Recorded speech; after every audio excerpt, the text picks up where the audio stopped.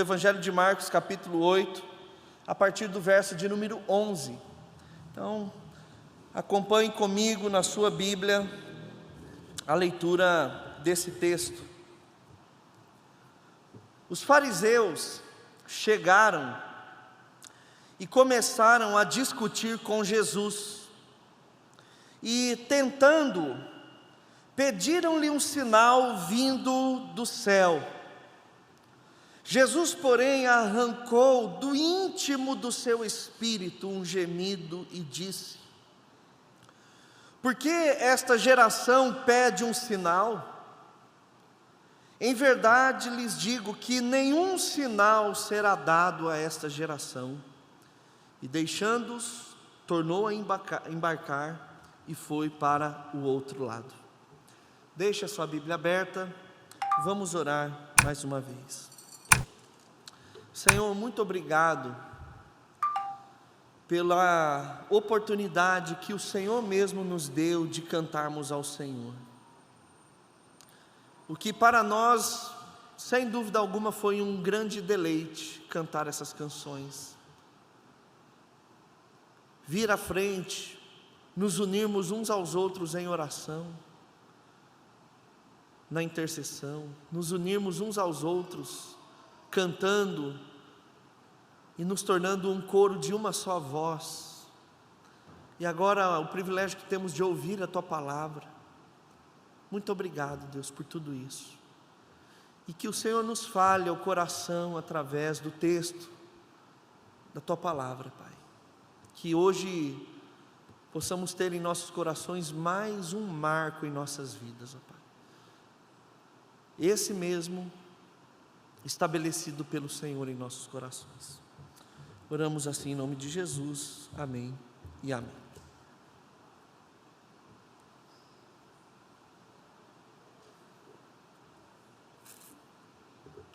Queridos, esse texto que nós lemos é uma pequena história dentre o capítulo 8 do Evangelho de Marcos.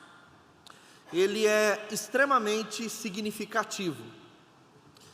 E essa história, a gente vai encontrar ela se repetindo novamente no Evangelho de Mateus, no capítulo de número 16, com alguns acréscimos que eu gostaria de ler daqui a pouco, enquanto nós meditamos na palavra do Senhor. E tanto em Mateus quanto em Marcos, esse episódio de Jesus, diante da autoridade religiosa de Israel, acontece depois de um grande evento que foi a segunda multiplicação de pães e peixes. Os irmãos sabem que teve a primeira multiplicação, mas ela tornou a acontecer em um outro momento do ministério de Jesus, onde Jesus ali com 7 pães, alguns peixinhos, alimenta uma multidão de 4.000 homens, sem contar mulheres e crianças. E ao final dessa tarde maravilhosa, especial, ainda sobram 7 cestos com pães e peixes. Irmãos, vamos combinar que esse não é um milagre que nós vemos todo dia. Na verdade, nunca houve ainda um relato tão parecido como esse, ou igual a esse, que se assemelha a esse, na história da humanidade, exceto com Jesus Cristo por 2 vezes. De modo que esse evento, ele movimenta a Palestina, e especialmente a comunidade religiosa, ela está intrigada com Jesus, porque reconhecer Jesus como Cristo é dizer não para os próprios privilégios religiosos e políticos que eles detinham naquele momento. Então, falar sim para Jesus era tirar completamente o status daquela comunidade em Jerusalém e em Israel. Eles passariam agora a submeter-se ao Messias, aquele que foi enviado pelo Senhor, e não mais estariam no topo da cadeia, porque a autoridade religiosa de Israel, eles eram venerados por todo o povo como homens da lei, detentores da justiça, homens da sabedoria, homens da lei. Então o fato deles estarem nos passos de Jesus, investigando Jesus, não é para que o coração deles fosse convencido do contrário, pelo contrário, eles estavam ali para pôr Jesus à prova, para questionar Jesus, para fazer com que Jesus caísse em contradição e fosse ridicularizado diante de todo o povo. Então, quando Jesus faz esse sinal, é por isso que nós vemos sempre diante de um milagre de Jesus ou de um sinal de Jesus, a comunidade religiosa atrás de Jesus, querendo questionar Jesus e pegando Jesus à prova. Então, quando nós olhamos para o texto, nós vamos perceber que logo depois dessa multiplicação, Jesus e os seus discípulos foram para uma região ao oeste do Mar da Galileia. Aqui em Marcos, o nome da cidade é Dalmanuta. Se você olhar em Mateus, é uma outra região, é a região de Magdala, da onde era a Maria Madalena. E Jesus ele atravessa de barco para essa região, e mesmo nessa região ele é abordado pelos fariseus. No Evangelho de Mateus, a gente vai ver que eram fariseus e saduceus juntos, o que é um detalhe interessante, porque fariseu e saduceu, eles eram inimigos, mas quando eles estão diante de Jesus, parece que eles têm um inimigo em comum, que faz até com que dois grupos opostos se unam para derrubar Jesus Cristo. E diz o texto que eles chegaram e começaram a discutir com Jesus. E essa palavra aqui no original é disputar, não é dialogar, mas é questionar, e questionar com malícia, fazer com que Jesus realmente pudesse derrapar em suas respostas. E então nesse momento eles começam tentando Jesus, pediram-lhe um sinal. E a mesma palavra que aparece aqui para tentar, eles estavam tentando Jesus, é a mesma utilizada quando Jesus ele está no deserto sendo tentado pelo diabo. Então tanto fariseus quanto o diabo, ao tentar Jesus, eles estavam ali fazendo algo extremamente diabólico. Eles não estão ali com o intuito de aprender, mas maliciosamente, eles querem pegar Jesus em contradição, tentar Jesus, e eles pedem um sinal. E aqui não é apenas uma questão de, faz um sinal para a gente aí, é um pedir no sentido de ter posse sobre a quem pede. Jesus, estamos mandando, estamos pedindo na condição de senhores, na condição de autoridade espiritual sobre Israel.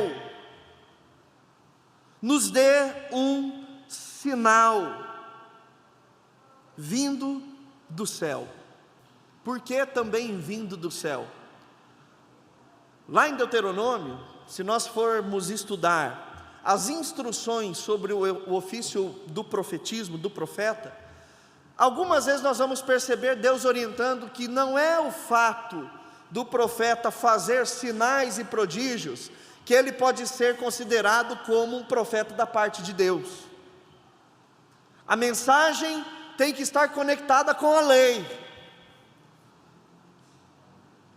E a questão de sinais e prodígios, algumas outras vezes elas aconteciam por outras mãos.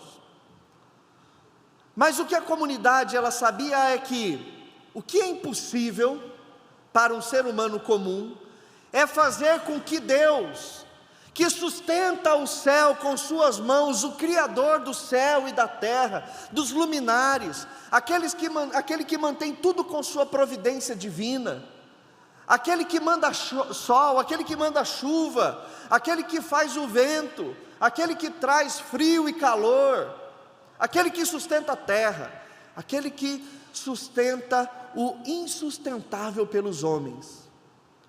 se chegar alguém aqui e fizer um sinal que vai mudar essa estrutura sustentada por Deus, nós vamos acreditar. Então, Jesus, faça um sinal vindo do céu. Mas é então que Jesus, ele, porém, arrancou do íntimo do seu espírito um gemido. Olha que expressão forte que Jesus, ou que Marcos registra, que ele arrancou do íntimo do seu espírito, algo da sua alma profundamente, um gemido, e disse: por que esta geração pede um sinal? Em verdade lhes digo que nenhum sinal será dado a esta geração. E deixando-os, tornou a embarcação e foi para o outro lado. Agora eu queria ler com os irmãos o que Mateus acrescenta no relato dele, no capítulo de número 16. Os fariseus e os saduceus, verso 1 a 4, se aproximaram de Jesus e, tentando, assim como Marcos registra, pediram-lhe, assim como Marcos registra, que lhes mostrasse um sinal vindo do céu, assim como Marcos registra. Mas Jesus respondeu, olha que interessante: chegada a tarde, vocês dizem, teremos tempo bom, porque o céu está avermelhado.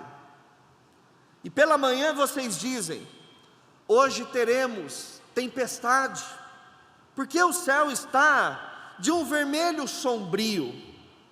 Na verdade, vocês sabem interpretar a aparência do céu. Então, como não são capazes de interpretar os sinais dos tempos? O que Jesus está dizendo assim: vocês são muito bons para fazerem julgamento a partir de pequenas evidências. Então basta ver um céu avermelhado, vocês sabem que vai fazer sol. Se ele está com vermelho mais escuro, que vai vir tempestade. Eu venho mostrando evidências ao longo do meu tempo ministerial aqui na terra, e vocês não querem acreditar. Eu venho mostrando coisas muito maiores do que simplesmente um céu avermelhado, e vocês não querem crer no que eu acabei de fazer, multiplicando pão e peixe. Vocês não querem acreditar no leproso que eu curei, vocês não querem acreditar no endemoniado que eu libertei, no paralítico que eu curei, no cego que eu fiz enxergar. Vocês não querem interpretar essas coisas como um sinal dos tempos. Tempo aqui é porque havia já a expectativa da vinda messiânica, do Messias naqueles dias, e eles não queriam interpretar. Eles eram bons para outras coisas, mas para identificar Jesus como aquele que haveria de vir e estava ali, isso eles não conseguiam interpretar. E aí ele acrescenta ao relato de Marcos, em Mateus, um detalhe especial. Ele fala assim: uma geração perversa e adúltera pede um sinal. Em Marcos a gente vê ele dizendo: nenhum sinal será dado a essa geração. E Jesus aqui em Mateus, com um pouco mais de detalhe, ele diz: uma geração perversa e adúltera pede um sinal, mas nenhum sinal lhe será dado, senão o de Jonas. E Jesus, deixando-os, se retirou.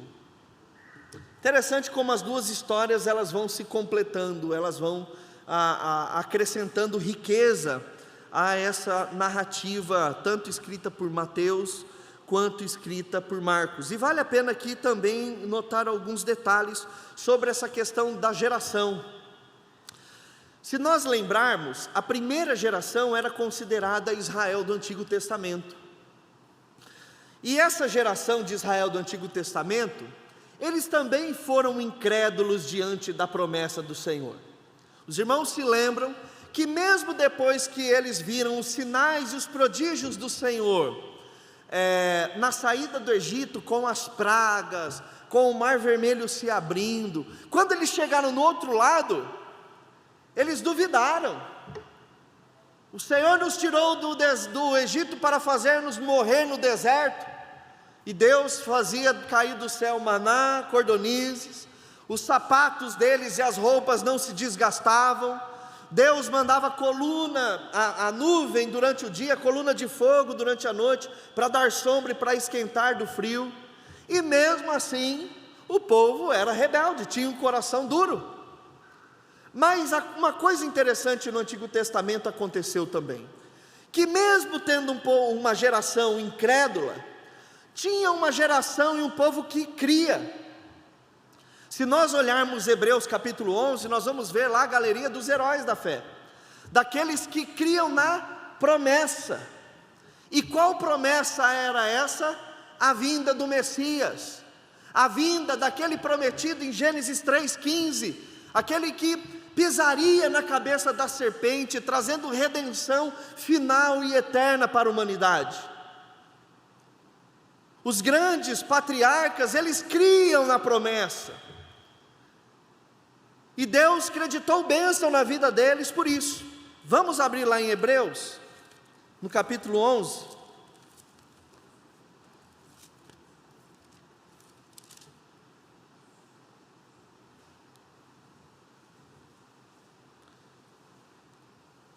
Verso 39.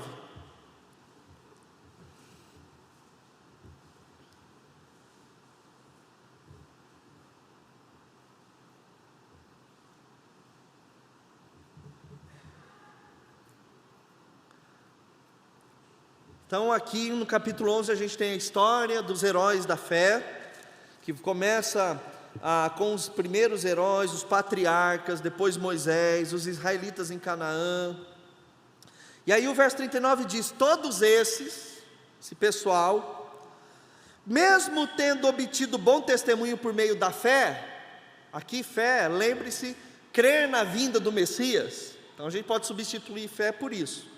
Todos estes, mesmo tendo obtido bom testemunho por crer na vida do Messias, não obtiveram a concretização da promessa. Qual promessa? A vinda do Messias. Eles morreram e não viram o Messias em carne e osso, Jesus, porque Deus tinha previsto algo melhor para nós. Olha que bênção! Nós fomos incluídos, para que eles sem nós não fossem aperfeiçoados. Deus queria todos juntos, presenciando a vinda do Messias, e a promessa se realiza quando Jesus vem e realiza o seu ministério. Ele nasce, cresce, desenvolve a boa obra dele no Senhor, e depois então ele morre e é ressuscitado depois para a honra e glória do Deus Pai. Então essa é a fé, esse é o sinal de Jonas que Jesus fala em Mateus. Nenhum sinal será dado a essa geração perversa e adúltera, a não ser o sinal de Jonas, que depois de ficar 3 dias na barriga do grande peixe, ele é vomitado na terra. É um tipo de ressurreição. E é isso que Jesus está dizendo: eu vou ressuscitar, e esse será assim o grande sinal. Irmãos, esse texto, ele fala de um ponto muito importante nosso, que é a nossa fé, é a nossa capacidade de crer em Jesus Cristo. Porque se você é um ser humano,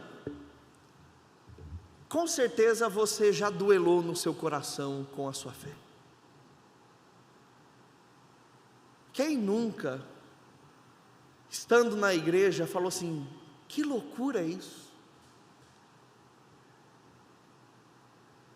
Que loucura é isso? Será que esse Jesus, ele realmente existe? Porque se não for a obra do Espírito Santo no nosso coração, pelas questões lógicas, ninguém crê. Essa é a nossa diferença, inclusive, do pessoal do mundo. Nós só estamos aqui porque o Espírito Santo convenceu o nosso coração de que tudo isso é verdade. Mas quando nós somos abatidos pelas circunstâncias da vida, e por tantas outras situações, nós muitas vezes chegamos ali no limiar da fé, e às vezes não questionamos as coisas porque temos medo ou vergonha, medo de ofender a Deus, que pode ser que realmente Ele esteja lá mesmo, mas o nosso coração, ele é tão duro, que em muitos momentos nós somos tentados a também não crer, a nossa fé se abala. Imagina como era para esses homens e mulheres crer que aquele carpinteiro que estava ali, que não estava sentado em berço de ouro, era o Messias.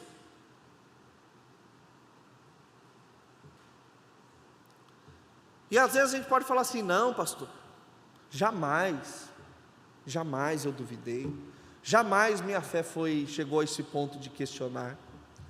Mas às vezes a gente evidencia essa falta de fé, colocando Deus à prova e falando assim: cadê os sinais da tua existência? Cadê os sinais, Jesus, que o Senhor realmente ressuscitou? Onde está o Senhor ali? Onde está o Senhor aqui? O Senhor não vê a minha situação?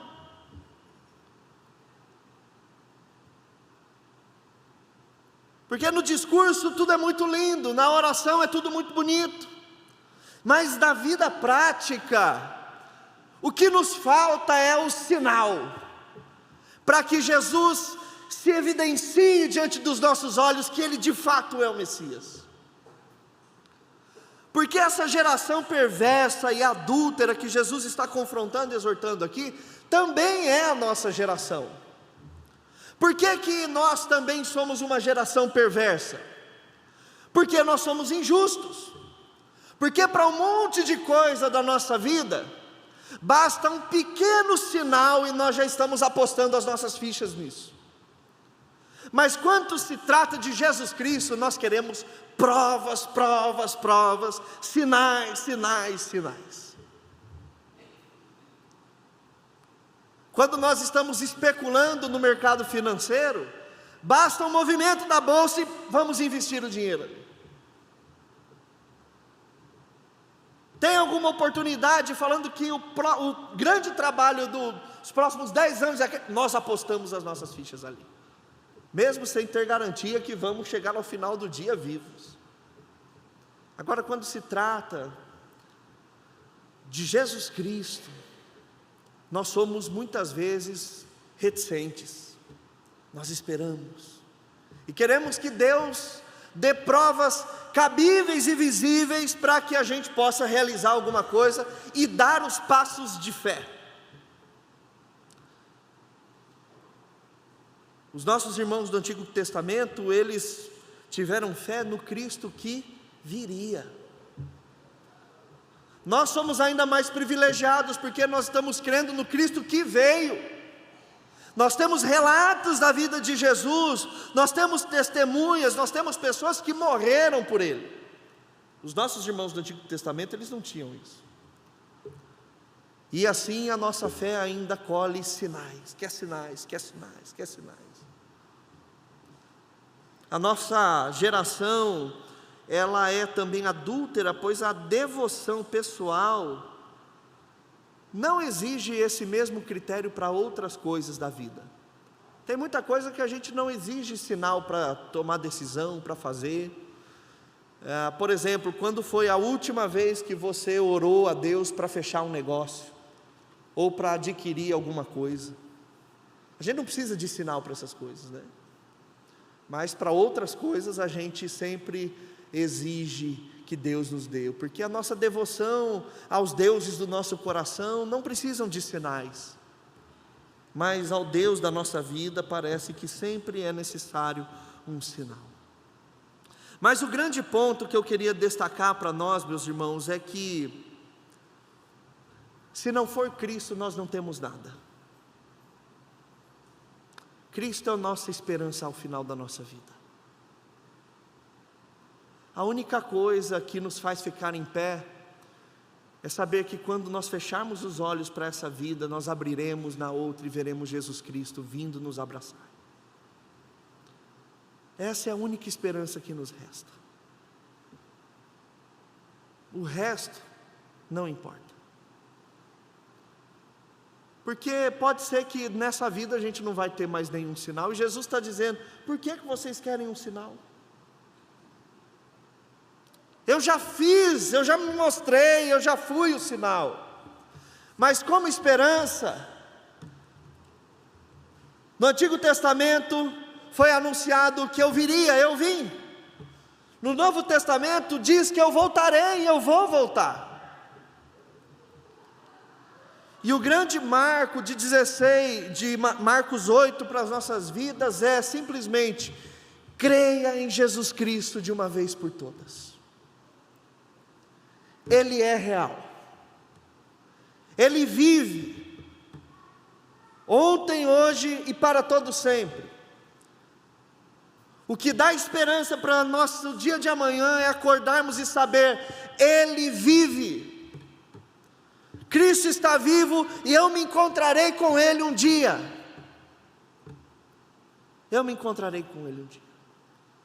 Não façamos parte dessa geração perversa e idólatra que fica o tempo todo pedindo sinal para nutrir a fé.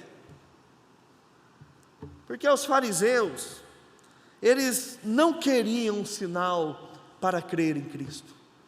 Eles queriam um sinal para tentar convencer a dureza do coração deles. Irmãos,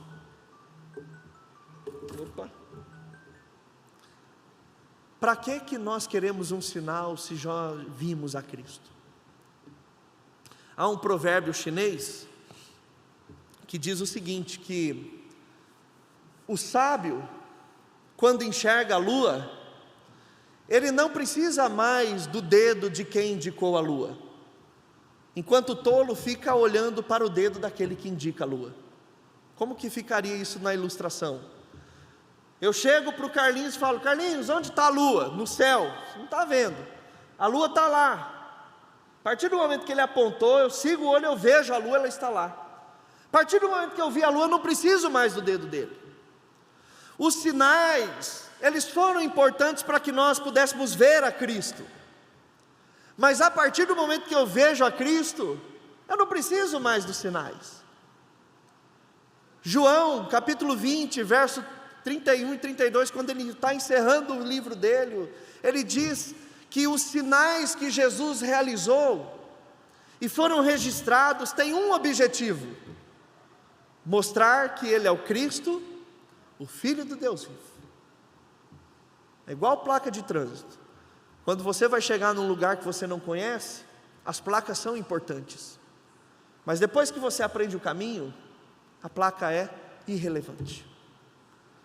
O verdadeiro cristão é aquele que viu um dia as placas e encontrou o ponto de chegada, mas a partir do momento que descobriu o caminho, as placas se tornaram irrelevantes, os sinais se tornaram irrelevantes, os prodígios se tornaram irrelevantes. São importantes para ensino, para aprendizado, mas para a nossa fé basta saber que ao final da nossa vida Ele estará lá. Creiamos em Jesus Cristo de uma vez por todas. Que Deus os abençoe em nome de Jesus.